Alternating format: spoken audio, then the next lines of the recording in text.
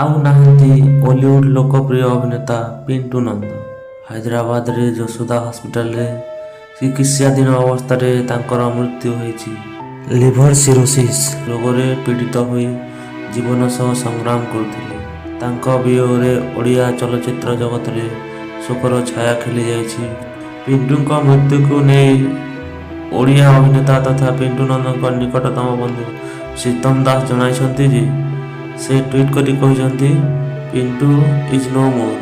ବୁଧବାର ରାତି 11:25ରେ ପିଣ୍ଟୁଙ୍କ ଦେହାନ୍ତ ହୋଇଥିବା ସେ ଟ୍ୱିଟ୍ କରି କହିଛନ୍ତି। 46 ବର୍ଷ ବୟସରେ ତାଙ୍କର ଦେହାନ୍ତ ହୋଇଛି। ପ୍ରଥମେ ସେ କିମ୍ସ ହସ୍ପିଟାଲରେ ଚିକିତ୍ସିତ ହେଉଥିଲେ। ପରେ ଅଧିକ ଚିକିତ୍ସା ପାଇଁ ଦିଲ୍ଲୀ ଯାଇଥିଲେ। ଏହାପରେ ଉନ୍ନତ ଚିକିତ୍ସା ପାଇଁ ହାଇଦ୍ରାବାଦର ଏକ ଘରୋଇ ହସ୍ପିଟାଲରେ ଚିକିତ୍ସାଧୀନ ଅବସ୍ଥାରେ ସେ ଆଖି ବୁଜିଛନ୍ତି।